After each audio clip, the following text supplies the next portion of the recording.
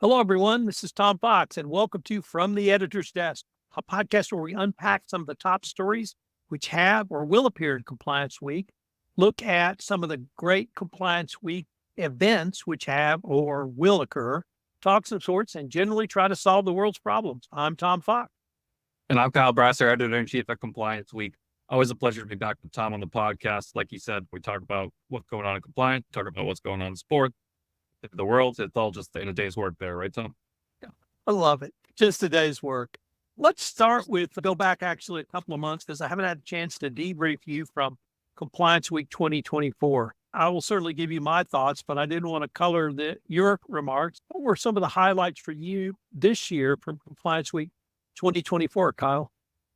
Yeah, and honestly, you and I had a conversation close to the end of the conference, and that was one of the things that really stuck with me most is we ended up coming out of this event with, I thought, a lot of core compliance kind of taking center stage, which was, not always the way a conference play out. A lot of times you have a lot of these spots saved for regulator keynote addresses, or you have these sort of workshops or these sessions that are a little bit more of outside compliance perspectives being modified for compliance audience. But, with this one, I felt like we kind of had compliance more on the center stage. The primest example of that was the fireside chat that Andrew McBride and Adam Balfour took part in. And it was a nice little takeaway. I think you sharing that with me and putting that in my own. So you've already influenced my perspective, Tom. You said you'd let me go first, but here you are 2 months ago accepting the way I viewed the conference. But for me, I always appreciate that, where it's just more of, at the end of the day, that's what you want our events to be, is chief compliance officers coming together and learning from each other. And so that was some really, I think, great food for thought for myself and looking at the event and trying to sort of judge where it went well and where we could improve. Is there was a really good representation of compliance officers on stage talking about compliance issues. And that's something we always want there. But for us, I think we have a lot to be happy with, but also a lot to take back into consideration, because we got 20th anniversary coming up this year, and that's a huge deal for us, and we're treating it as such. And we're really excited to, in the week ahead, to be able to make some announcements related to that and really kind of get the ball rolling on it. Big year. I have to say, the first night, the first time we're all together, it's just this almost cathartic experience to see everybody in person again. I mean, that was always a highlight. It's certainly been a post-pandemic highlight. I did share my thoughts with you about the kind of getting back to basics, and not simply the panels and the talks, but really the conference attendees. There was kind of a buzz about that. It was essentially along the lines, it's so nice to get back to some compliance basic. And I'll probably never forget Asha Palmer opening her talk on third parties with the following. In 2001, there were 5 FCPA enforcement actions. How many involved third parties? 100%. In 2023, there were 19 FCPA enforcement actions. How many involved third parties? 100%. 100%. That one remark, and it wasn't a throwaway remark, but she intended to say it, really struck me that she's absolutely right. We do need to talk about this, and we need to talk about it again and again. Kudos for that. But there was one keynote I wanted to call out, and I've now forgotten the name of the woman, but it was Diana Kelly. Diana Kelly. And what I took away from that was something that I think I knew, and I think I even felt, which is, hey guys, this is a tool. It's just a tool. Bigger, faster, something different, but it's a tool. It's not Skynet becoming self-aware in 20. And if you think of it as a tool, you can manage it as your other tools. Obviously, it has risks. You have to assess those risks. First, you have to identify them. Then you have to assess them. Then you have to put policies and procedures around them. Then you have to train on it. Then you have to monitor the effectiveness of your policies, procedures, and training. And then you have to improve, but it's just a tool. And I think it's one thing for you and I to say that, but for someone of her import in this arena to say that, that would really struck me as well. And I'm like you, I can't wait for the 20th anniversary. I think my first one was 2009, so I was a little late to the party, but still, I can't wait. Kudos to FRA and all the guys and ladies for that. Kudos to you and your team for putting together just a great And I really like the vendor room too. It almost seemed collaborative, if I can use that word. Obviously, the vendors are there to sell, but they were also there to collaborate. And I really appreciated that part.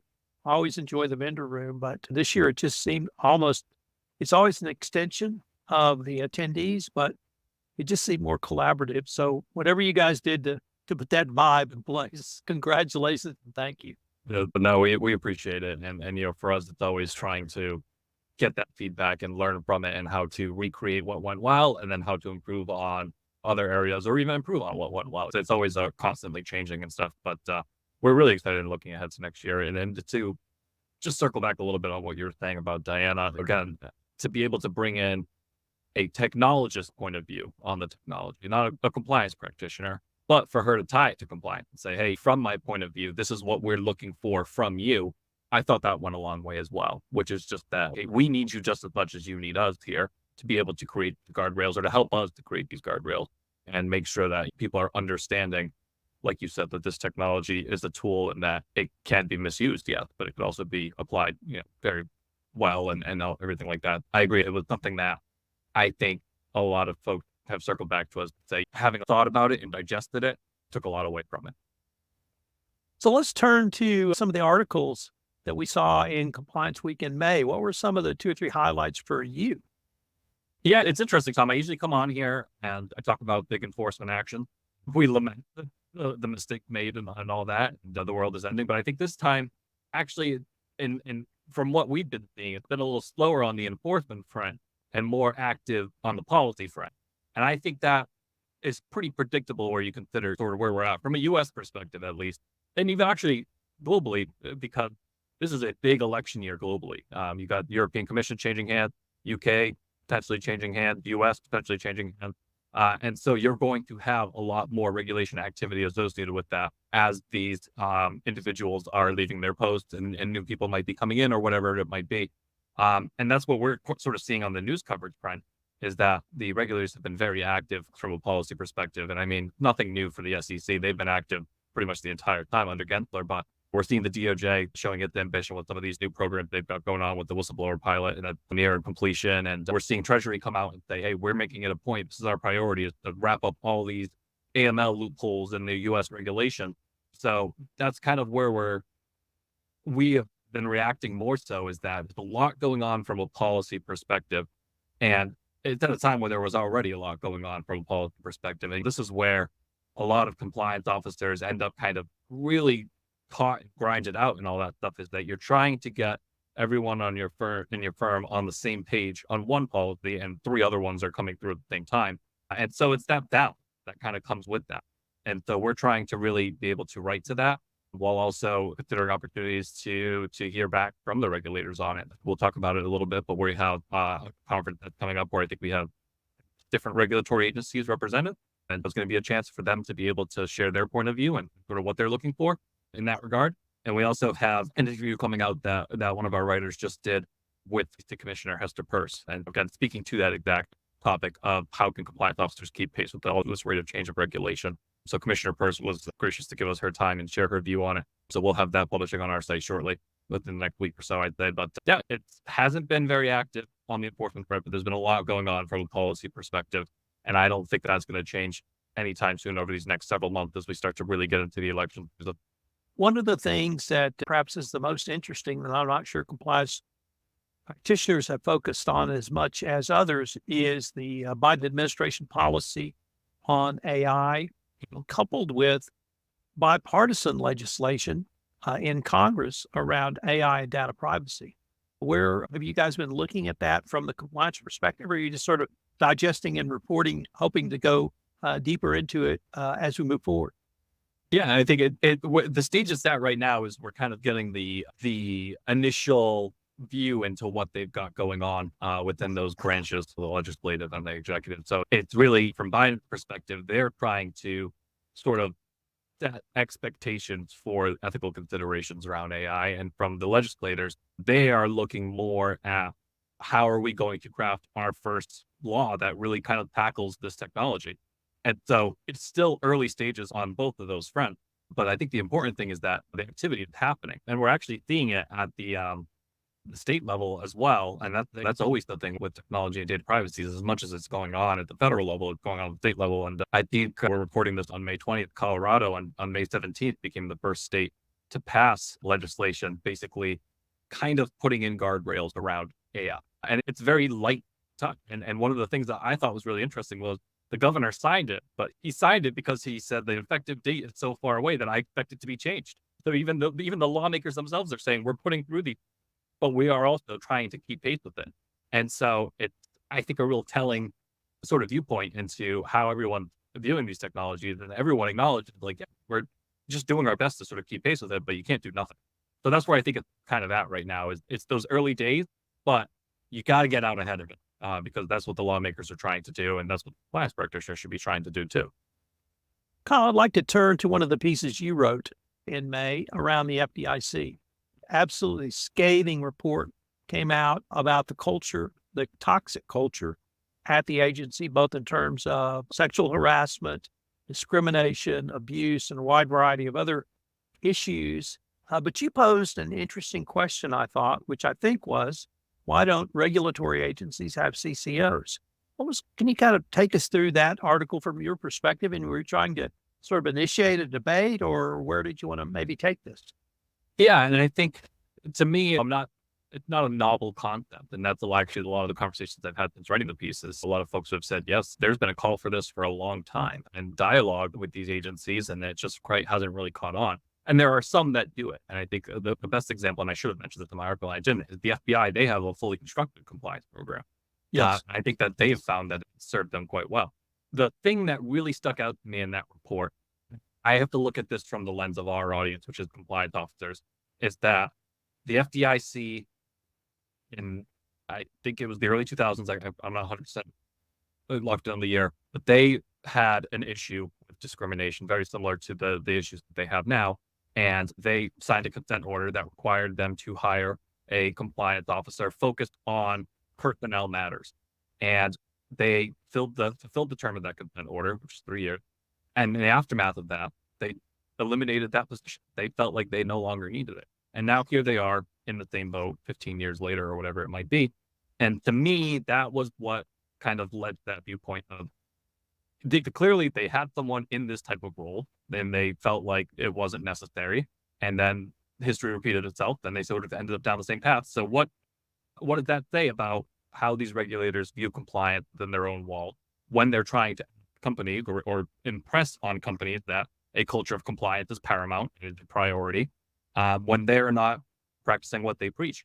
And so that was kind of the viewpoint I came at it from. And again, it's just that one nugget buried in it. It's a 100-something page report, but you see that little nugget about how they had a position in place, a compliance-oriented position meant to solve these exact problems that resurfaced, and they decided to get rid of it. And so at that point, kind of like you made your own bet. And to me, that's what kind of lingered and sort of felt, okay, maybe the regulators need to be taking this more seriously. And it's a bit of a different role. And this is, I think, sometimes one of the blessings and curses of compliance is it can take a lot of different forms. And so maybe it's not a person that's coming in trying to keep the SEC compliant with SEC regulations, but more so focused on ethical culture and all these other aspects that a CCO can really bring that some of these regulators might find that they're lacking if they take that closer look behind the mirror, or when these reports start to come out, like was the case with the FDIC that sort of exposed the cracks in the facade. You see that you really benefit from someone who has a hand on that steering wheel.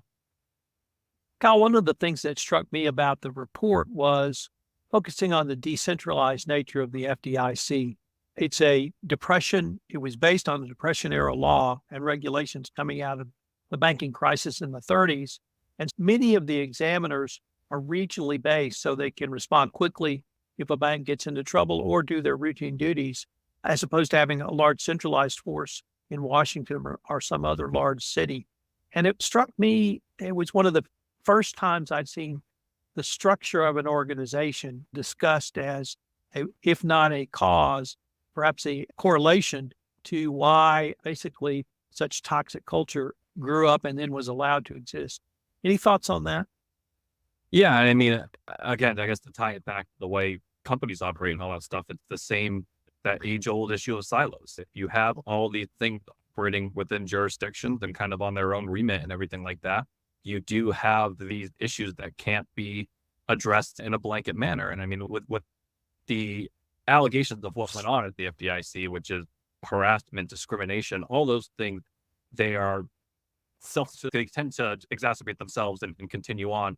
And so that's one of those things where if you have that person who is trying to keep that connective tissue within everything and keep an eye out for those things that kind of happen under the underbelly, it can make a big difference. I don't see it maybe changing anytime soon. I mean, I looked at you could see the FDIC's action plan. That action plan doesn't say, oh, we're going to hire a chief compliance officer to do this. They're going to go ahead and sort of do it from the way the regulators tend to do things. But I think it's important food for thought. And I think it's an interesting thing to consider too, because we are seeing these positions emerge in sort of new places. Chief compliance officers coming out of places where you maybe didn't expect them to be or whatever it is. I think it would be interesting for the regulators to consider that as well, try and, avoid these similar issues. Kyle, could you maybe preview any articles you're looking at that will come out in June or even later in the summer, things that your staff or your reporters are working on? Yeah, we've got a few things in the works. For us, June it's an important month because that's kind of where the event season ends, if you will. There's not really going to be too many compliance events going on in the summer. And for us, our events or any compliance event is really an opportunity to hear directly from practitioners speaking to practitioners. And those are really valuable source of content. So we have 3 conferences that are going on in early June.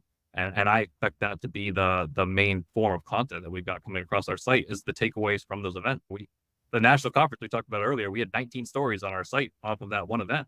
And for us, that's great. And we don't feel like we're spinning tires. They're all completely different stories. And so with 3 different events, smaller scale events than national, but 3 different events going on in June, I expect that to really be what we're hitting heavy.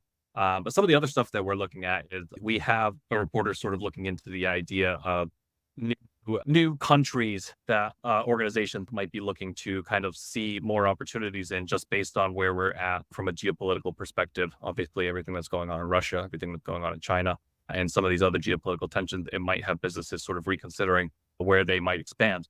And so we're looking into that from a sort of big picture view and identifying several countries that are kind of on the rise, if you will, from a corporate perspective, and trying to plot out why are these countries being deemed to fit and what are the regulatory risks and all that stuff. Because we are trying, a lot of the audience that we write for are international companies. And then one other thing that we sort of have on our radar right now is we talked about it a little bit earlier with data privacy. It's as much about what's going on at the federal level, and there is a bipartisan bill that's kind of starting to get them buzzed, if you will. But as what's going on at the state, and Vermont doing some real interesting things. They've got a bill that's just passed their legislators on the governor's desk that some people are arguing is stronger than California. And we know how the CCPA is what's pointed to as the sort of benchmark for data privacy or the height of data privacy in this country. And one state outdoes it, then it starts to set a new benchmark. And I think that topic's not going away. And I think it's really going to pick up within these next couple of years, especially if there is some sort of change at the congressional level. There's a lot of businesses that are really calling for that federal privacy law as more and more states get across the finish line and passing their own laws. And especially if there are going to be some as potent as Vermont, which has a really terrifying private right of action from a business perspective. Could I ask you to say, or rather, has there been any additional feedback since the last time we were able to get together on Ally McDevitt's series on banks behind Epstein? Yeah, I think it's interesting because it is a sensitive topic. And so a lot of the conversations we've had have been a little more off the record in terms of feedback and everything like that. And we're happy to respect that. We understand that it's hard to kind of, I think, separate the Epstein from the KYC and the AML issues that we were sort of focused on. But for us, it's good to stir the pot a bit. And that's what we went about with that case study was it's not an easy topic to get into, but we want to talk about it and we want to look at it from a compliance lens and into those takeaways. And so we've gotten good feedback on that. And our actually, we have a financial crimes conference coming up in June where that's going to be one of the whole panel discussions at the event is, all right, let's look at this. What are the takeaways from this case study that we wrote? And let's address it. And because there's a lot of lessons to be learned here and not really focused on the Epstein of it, but it's more focused on the bank. And that's the approach that we took with the story. And we think that people have responded to that. And so we're looking forward to getting into a discussion about at the conference level about it and really being able to dig down deeper and say, hey, these are lessons that anyone can take away in this space regarding managing customers or customer due diligence or whatever it might be. because it's not one error that causes these things. It is a culture thing, and it is, as it mentioned in the report, there's a lot of instances of compliance trying to flag issues that were being overruled for the perceived sake of profit. And so that's as age old a compliance problem as you're going to find, is trying to do the right thing versus the company wanting to make money. Then let me put a bug in your ear. If you don't already have it, maybe we can look forward to some sort of either addendum or additional comments or pieces by Allie down the road.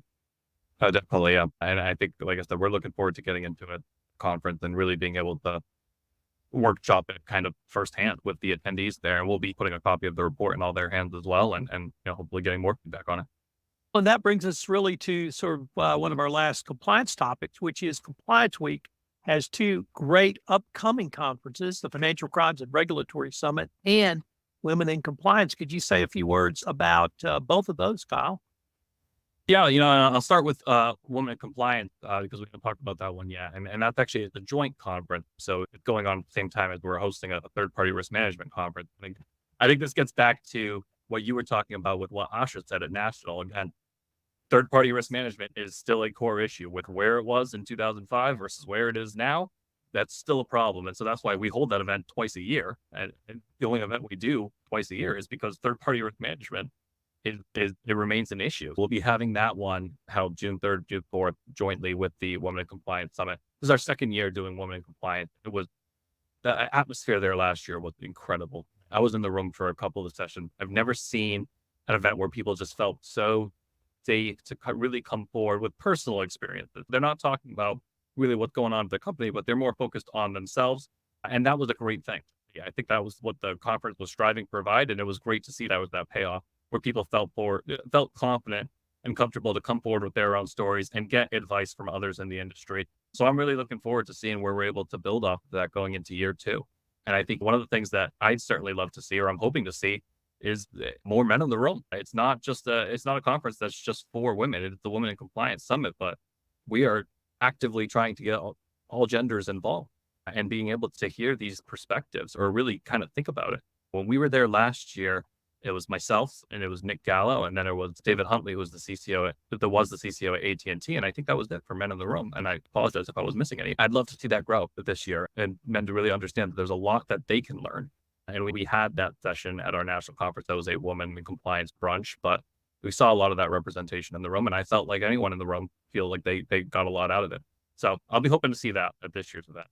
And then in terms of financial crimes, it's a relatively new event for us. We did it virtually in 2020. So it was a very different landscape.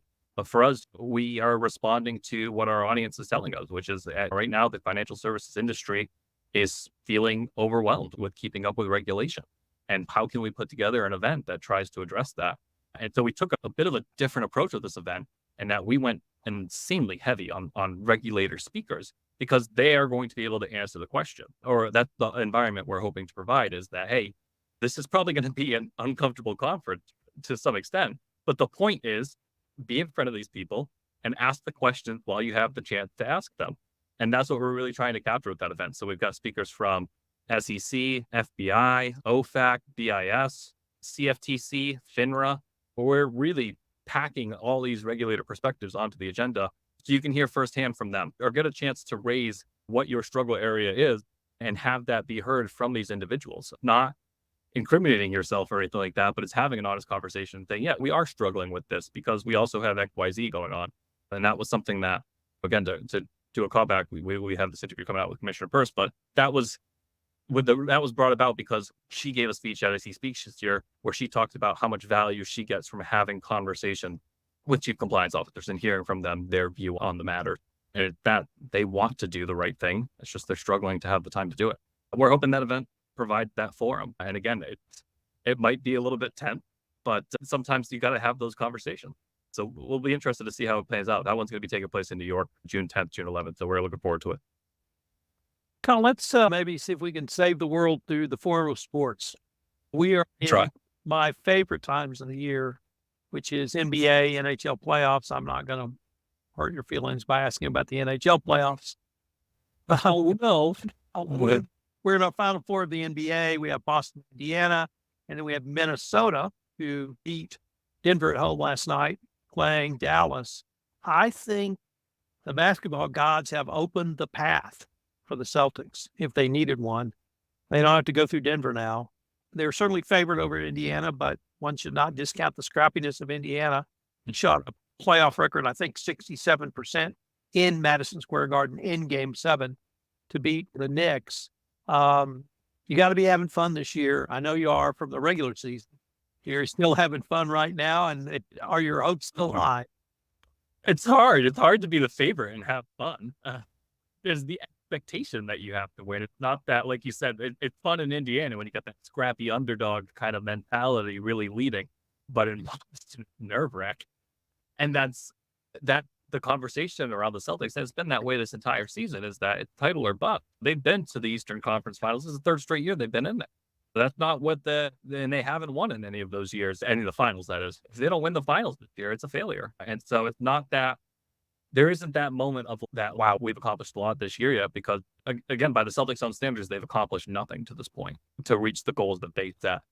And so that's, I think, is the kind of viewpoint around here that you still got a lot of a path to go. I mean, if they make it to the finals, then they lose. Maybe it's a little bit of consolation, but if they don't win the title, it is going to be, the season will be considered a failure.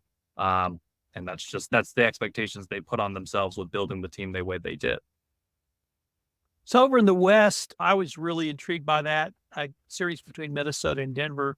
Frankly, I love Denver, but Denver is no longer playing. And Minnesota, certainly, I think, to my surprise, and perhaps many across the country, have really come on. And Rudy Gobert and Karl Anthony Towns have really made a triplet for Minnesota. The thing that I enjoy the most is all the NBA basketball commentators are still criticizing Minnesota's trade for Rudy Gobert. I stand by my word. It was a bad trade. Guess who's about to be in the finals? Jesus, guys, you got it wrong. Okay. Yeah. But they're playing Luka Doncic, who in my mind is either the second or third best player in the NBA. And when you got that level of quality coupled with Kyrie Irving, you know how good he can be. Yeah. And really anything can happen. But I think it's going to be a great conference finals in both conferences. And I think it's going to be a great finals. It doesn't matter who comes out of the West. Boston is going to have to play their A+ game, whoever they play. Oh, yeah. Yeah. And I'll say, too, I mean, if the Mavericks and Luka are maybe the second or third best player, look what Minnesota just did to the best player in Nikola Jokic. So it's all about matchups when it comes to playoffs, and they've got the pieces to really be able to frustrate and shut down key players. And so that's why they've had the success they've had. Over the weekend, we had the PGA Championship, and it started with perhaps the most inauspicious event to ever start a golf tournament, because it started before the golf tournament. And that was the number one player in the world was handcuffed, arrested, and booked for some violation, which is not clear other than perhaps having a police officer's pants torn. But I really was intrigued by this from the compliance perspective. So let me see if I can walk you through what I saw and what I've read. So we have the PGA Championship at Valhalla Country Club in Louisville, Kentucky. The Louisville Police Department obviously knows they're going to have a big crowd coming. And so they have a special traffic or a set of policemen to direct traffic. Turns out they recruited policemen who were big golf fans. And so they were passionate about the tournament. They were passionate about policing. Lots of training and instructions on how to treat people, obviously guests from all over the world. And then at 5 a.m. on the morning of the first round, perhaps the biggest tragedy occurs, which is a worker is accidentally struck and killed by a bus going into the tournament. So we have a traffic fatality. So in addition to all of the other emergency or extraordinary police officers on site, we have traffic control, and now we have not criminal investigation, but a traffic accident investigative team there, and they have to seal off the area. That leads to huge traffic jams. But the second group of police officers who responded to the traffic accident did not receive the emergency or the training. They were not golf aficionados. They were cops. And Scott Scheffler, the number one player in the world, thought he was instructed to proceed in a certain lane by one police officer, and the second police officer said no, hauled him out of his car, cuffed him and arrested him right there and sent him into jail.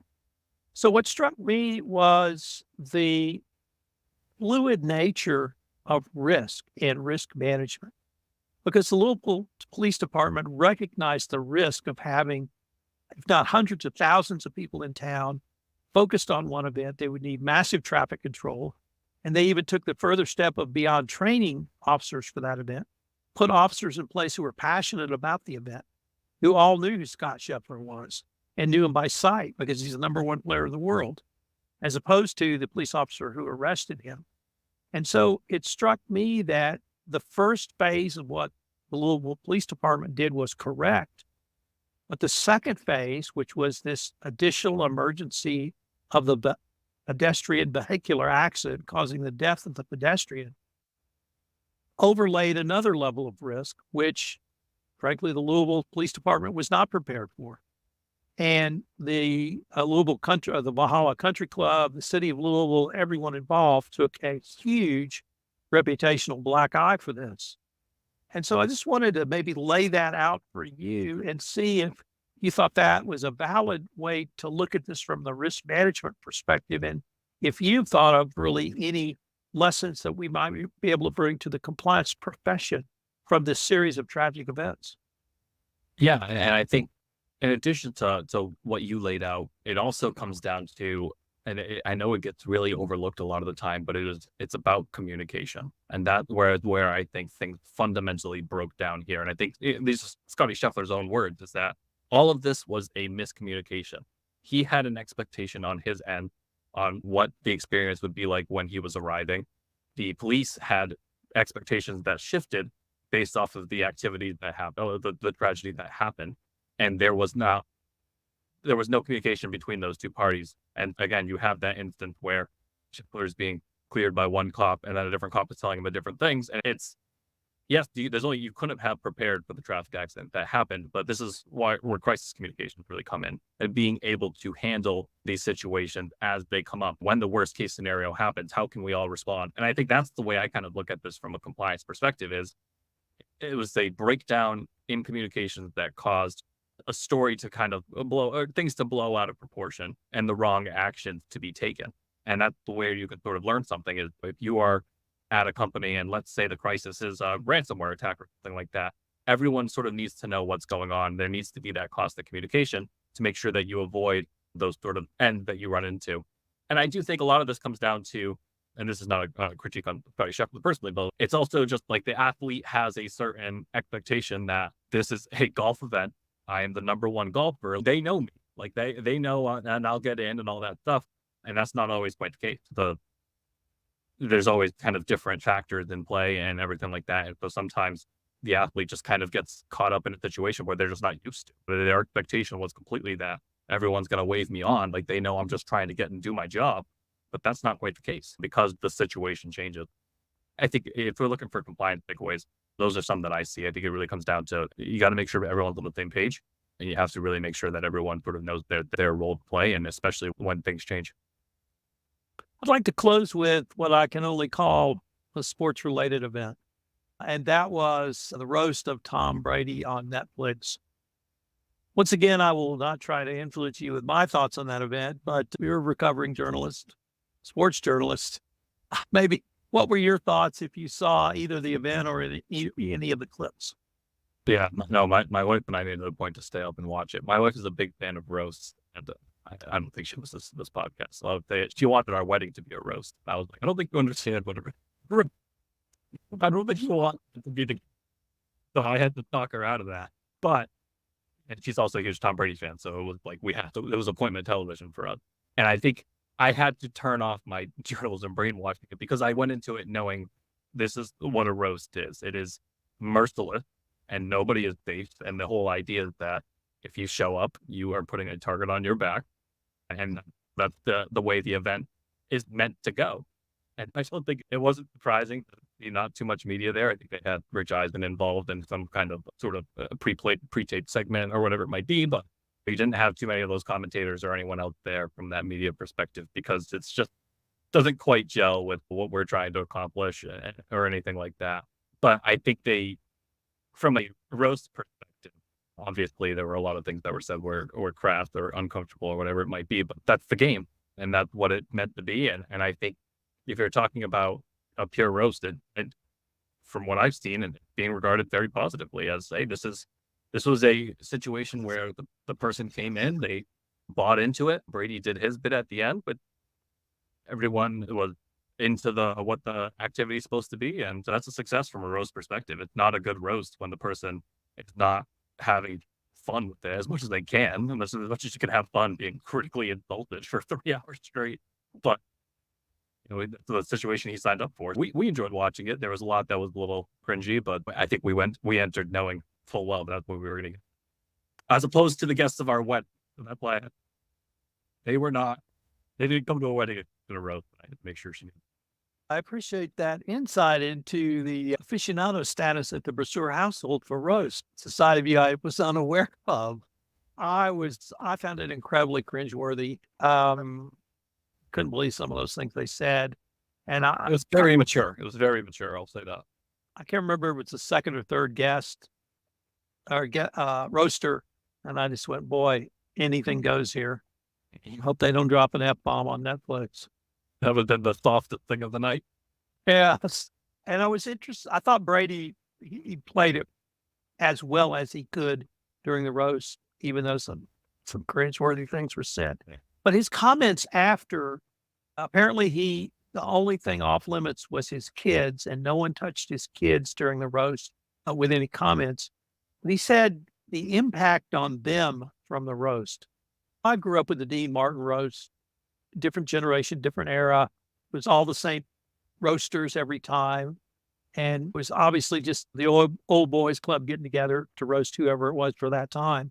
And I hadn't really thought about impact on kids. So speaking as a son, I still look up to my dad, although he's been gone nearly 10 years.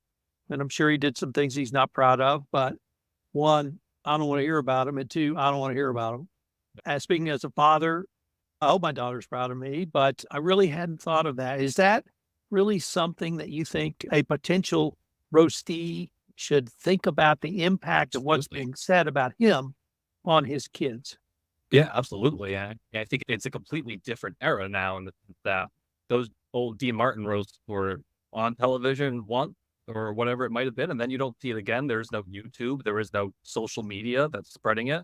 It's living forever in the Netflix archive as long as Netflix is around, and so there's no avoiding it. You can't protect your kids from it, and they don't have the full concept of what this is supposed to be, nor should they at that age. You can explain to them like, oh, this is all that, but it's just they're not going to see it that way. And there are a lot of personal things that are said, and it's said with a certain tone, and it's meant to be mocking, and that's the whole point. But again, if you don't have that concept, it's just wrong, and it's crass, and it's crude, and it's hard to hear about a family member or whoever it might be. And so I do think that, yeah, I mean, from his perspective, that's a complete miscalculation to not expect that, or to maybe compare it to other roasts and say, oh, I already knew it got that bad. It's a different era we live in now.